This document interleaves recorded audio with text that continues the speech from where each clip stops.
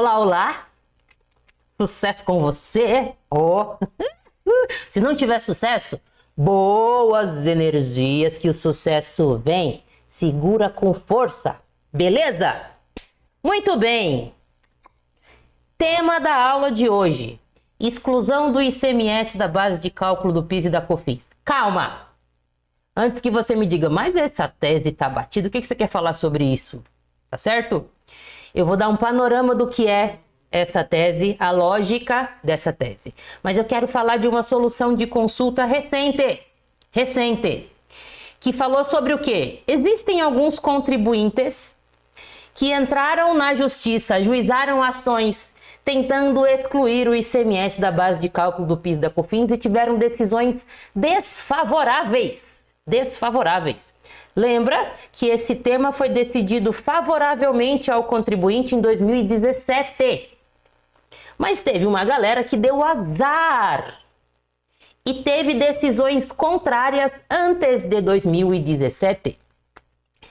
E aí, essa galera com decisão desfavorável transitada em julgado, o que elas fazem?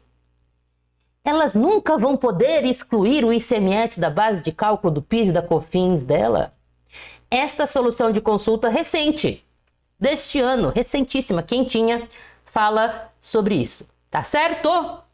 E esta solução de consulta eu gostei muito, porque ela nos faz pensar do ponto de vista lógico do sistema. Ponto de vista lógico do sistema. Lembra que eu sou uma pessoa que não gosto de ensinar coisas para ninguém decorar? Eu gosto de ensinar lógica por trás. E é isso que eu vou fazer hoje com você, tá bom?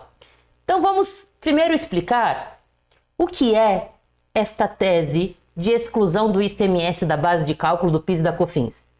Juro que vai ser rápido e talvez você já saiba. Mas eu sou professora e tem um risco que eu nunca tomo na minha vida, nunca. É o risco de não deixar todo mundo na mesma página. Então, se você já sabe o conceito, pode até acelerar um bocadinho, tá bom? E se você não sabe, ou você lembra mais ou menos, vai ser um momento de relembrar e de aprender, tá bom? É rapidinho, minutinhos eu vou explicar essa tese.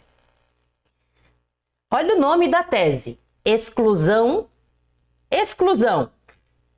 do ICMS da base de cálculo do PIS e da COFINS. Então, a primeira coisa que eu tenho que saber é qual é a base de cálculo do PIS e da COFINS, não é? E a segunda coisa que eu tenho que saber é por que é que o ICMS não faz parte dessa base de cálculo. São essas duas perguntas que eu vou responder aqui junto com você. Qual é a base de cálculo do PIS e da COFINS? É a receita. Receita. O que é receita? Quando a Samsung me vendeu este celular por R$1.000, ela emitiu uma nota. Eu paguei os R$1.000. Entrou R$1.000 de receita para a Samsung. Saca? Receita. Tudo que entra de dinheiro na empresa é uma receita. Tá bom?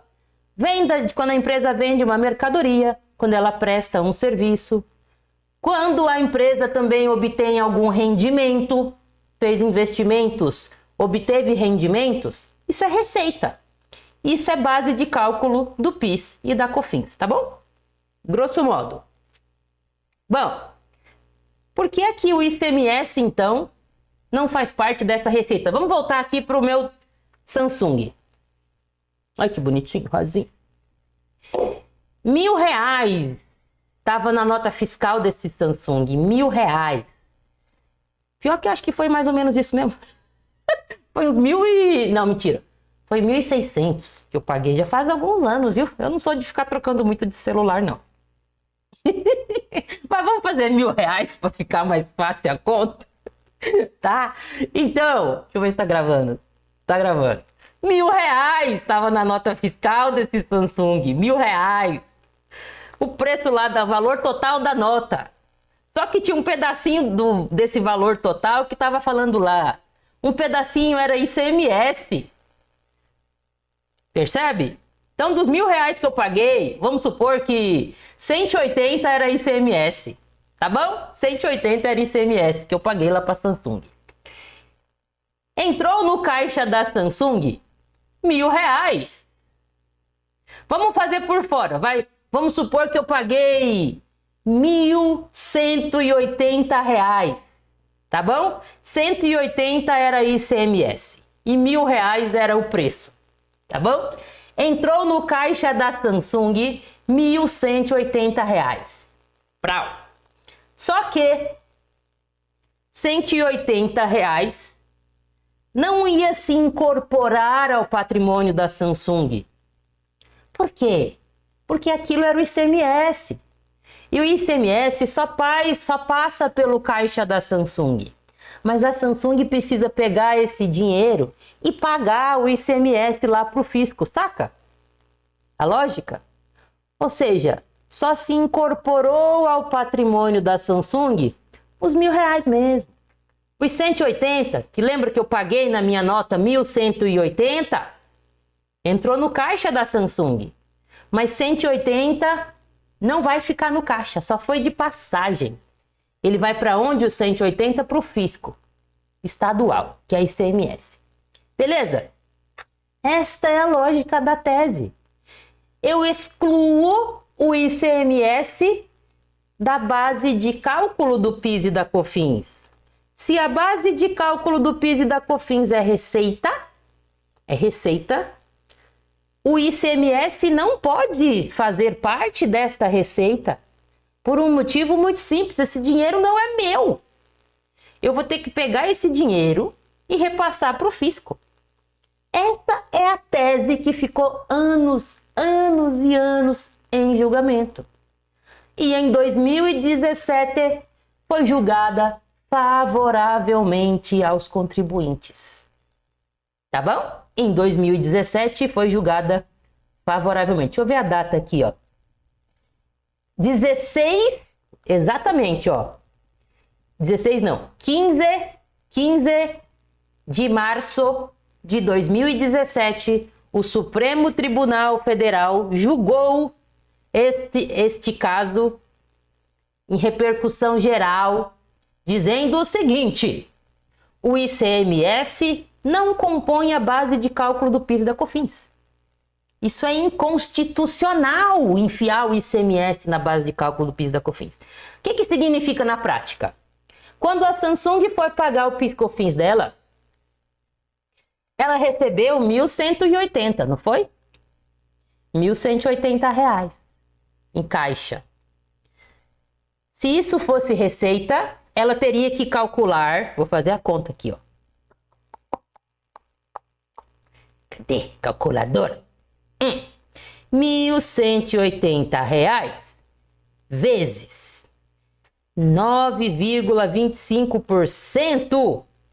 Ó, se a base de cálculo fosse 1.180, a Samsung teria que pagar R$ 109,15 de PIS e de COFINS. Só que a minha tese é, viu, 180 aqui não é receita não. 180 aqui é ICMS, então isso é excluído da base. A minha base fica menor. Se eu tirar o ICMS, a minha base, ao invés de 1.180, ela vai ser R$ 1.000. 9,25% de R$ 1.000 dá R$ 92,50. Ou seja, quando eu reduzo a minha base de cálculo, eu diminuo o meu PIS e COFINS a pagar. Ao invés de R$ 109,15, eu vou pagar só R$ 92,50.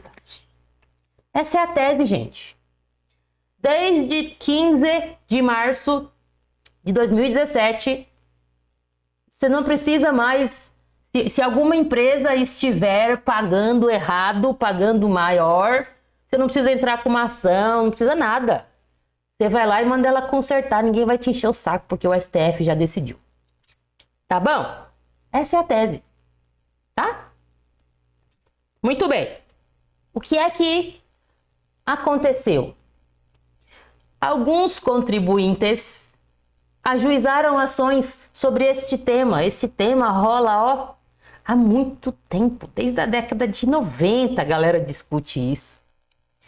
E alguns contribuintes deram azar, tiveram decisões desfavoráveis, que transitaram em julgado desfavoravelmente para ele aqui. É muita zica, né?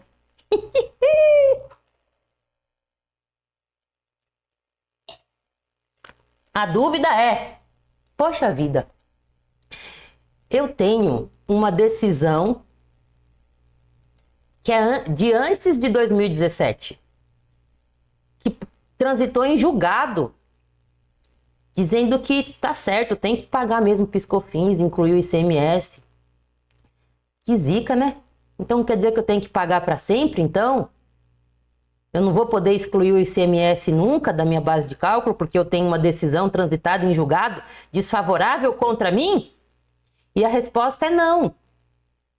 Mesmo que o contribuinte tenha uma decisão transitada em julgado desfavorável sobre este tema, a partir do dia que o STF, dia 15 de março de 2017, a partir desse dia, quando o STF decidiu que é inconstitucional incluir o ICMS na base de cálculo do PIS e da COFINS, desse dia em diante, é uma decisão em repercussão geral, ou seja, vale para todo mundo, desse dia em diante, todos os contribuintes têm direito de excluir o ICMS da base de cálculo do PIS e da COFINS, tenha ou não uma ação judicial.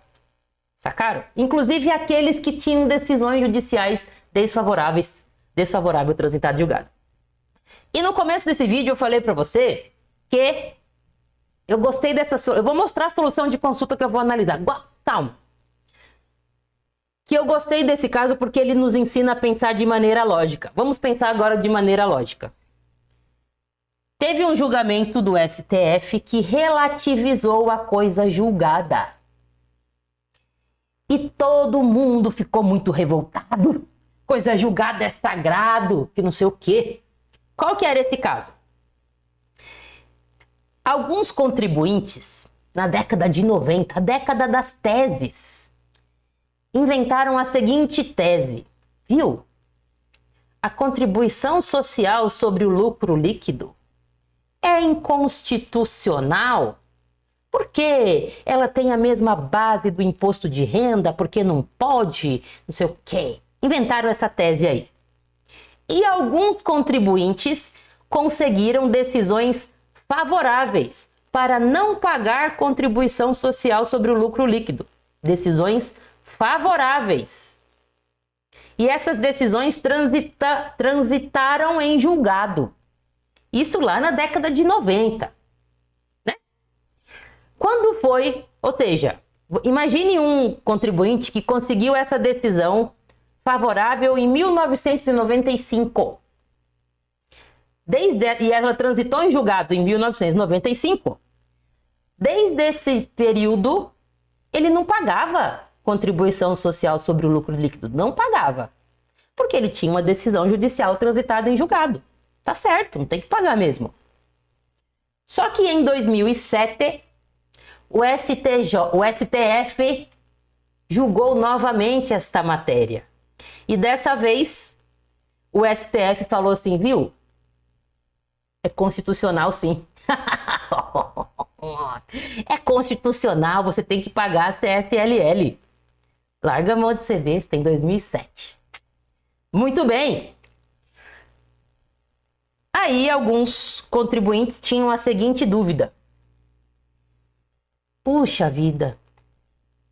E agora? Eu tinha uma decisão transitada em julgado. Trânsito em julgado é sagrado. Se a decisão é favorável para mim, transitada em julgado, eu não posso mais pagar CSLL, porque eu tenho uma decisão transitada em julgado. E o STJ decidiu recentemente, inclusive, que não. Que a sua decisão transitada em julgado, ela só vale até o momento em que o STF mantenha aquele mesmo entendimento. Óbvio, STF eu digo em repercussão geral. Então, empresa, se você tem uma decisão transitada em julgado desde 1995, onde você não pagava CSLL, muito bem, tá certo. Só que em 2007, o STF disse que tem que pagar sim. A partir de 2007, empresa, mesmo que você tenha uma decisão transitada em julgado, você tem que pagar CSLL, desde 2007. O problema é que o STF julgou isso agora. E tinha umas empresas que estavam sem pagar, porque estavam se ancorando na decisão transitada em julgado e ficaram desesperadas agora, porque vão ter que pagar desde 2007. Mas percebe que aqui eu estou falando de pau que dá em Chico, também dá em Francisco? Veja, se quando eu tenho uma decisão favorável para mim, contribuinte, no dia que o STF muda de ideia, eu tenho que começar a pagar, o contrário também é verdadeiro. Se eu tenho uma decisão transitada em julgado desfavorável para mim, no dia que o STF mudar de opinião, eu também tenho que parar de pagar. Percebe o pensamento sistêmico aí? Percebe, gente? Para mim é extremamente coerente, tá bom? Disso que eu estou falando e agora eu vou mostrar a solução de consulta da Receita Federal recente. Para você ver, tá? O que é que ela decidiu sobre isso. E o legal de ser solução de consulta, deixa eu colocar aqui, ó, pronto. O legal de ser solução de consulta é porque é algo administrativo, a própria Receita está compreendendo assim, isso é uma coisa boa. Olha que recente que é, ó, 11 de julho, fresquinha. Vamos analisar essa solução de consulta? Estou falando do tema exclusão do ICMS da base de cálculo do PIS e da COFINS, já expliquei para você o que é. O contribuinte tinha uma decisão desfavorável e depois de um tempo o cenário virou, né? O STF disse que realmente tinha que excluir o ICMS, ou seja, virou favorável daí. Aqui, ó, logo no comecinho, e uma coisa importante, ó, aqui embaixo. O contribuinte tinha uma decisão desfavorável transitada em julgado, antes do julgamento de 2017. Mas aí, o entendimento da própria Receita Federal é, viu? A partir do julgamento, o julgamento foi no dia 15 de março de 2017. Então, a partir do dia seguinte, essa sua decisão transitada em julgado de forma desfavorável não tem mais efeito nenhum. O que importa é o entendimento do STF de aqui por diante. Beleza? Simples assim. Você não precisa nem ajuizar uma ação, contribuinte. É só você pedir administrativamente mesmo. E o ICMS que tem que ser excluído é aquele que é destacado na nota fiscal. Olha que maravilha. Aqui está contando a historinha, ó. A firma possui decisão desfavorável transitada em julgado, ó, em 2008. Que zica, né? Ó, em 2008, esse cliente teve uma decisão desfavorável. Ou seja, desde 2008 ele estava pagando PIS/COFINS sobre o ICMS, tranquilamente. Quando que ele vai poder parar de pagar isso? A partir do dia 16 de março de 2017. Que nem está escrito aqui, tá vendo? Ó? Beleza? Vamos descer mais. A solução de consulta disse o seguinte, viu? O que o STF entendeu sobre esse tema, eu já incorporei até nas minhas instruções normativas aqui, ó. Eu aceito, tá? Perdi. Aceito. Paciência, a gente não ganha todas. Daí, para embasar esse entendimento, a Receita Federal citou um parecer da Procuradoria, que embasa esse raciocínio. Que raciocínio?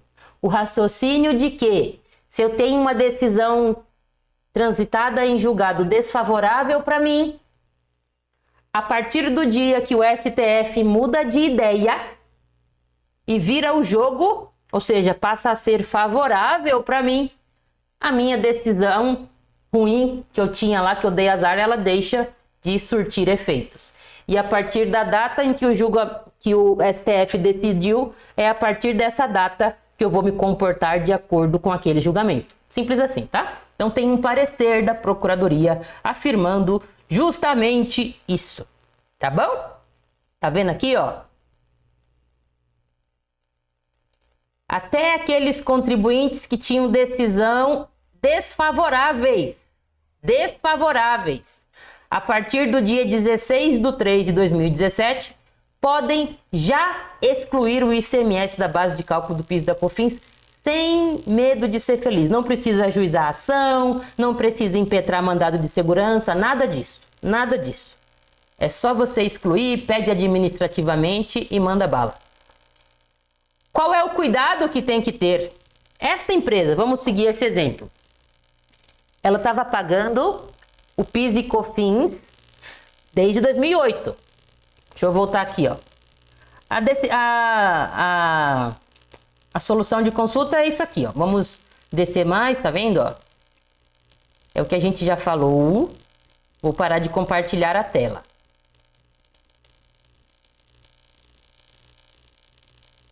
Qual que é a questão de prazo prescricional que você tem que pensar? Neste exemplo da solução de consulta. A empresa tinha uma decisão desfavorável desde 2008. Em 2017, o STF mudou de ideia. Falou, putz, não precisa pagar não, velho. Foi mal aí, viu? Ó. Então, desde 2017, essa empresa já poderia estar excluindo o ICMS da base de cálculo do PIS e da COFINS. Já poderia.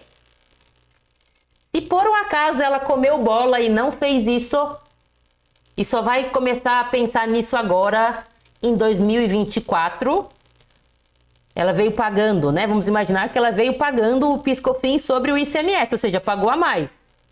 Se ela pagou a mais, ela vai pedir de volta. E pedir de volta é pedido de repetição de indébito, que chama. E para repetir indébito, ou seja, pedir de volta o que você pagou a mais, você precisa respeitar os 5 anos. Você só pode pegar de volta de 5 anos para trás. Ou seja, se essa empresa não teve ninguém para assessorar ela perdeu o dinheiro aí. Porque nós estamos em 2024, ela só vai poder pegar de volta até 2019. Até julho de 2019.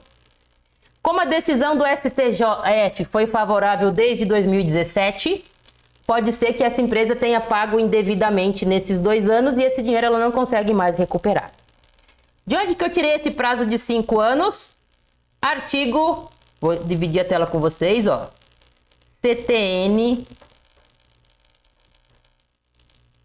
Ctrl L, artigo 168. Olha só o que diz.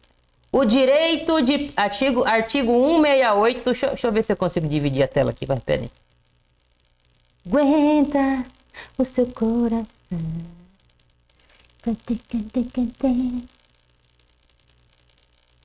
Ó, tá aqui, ó.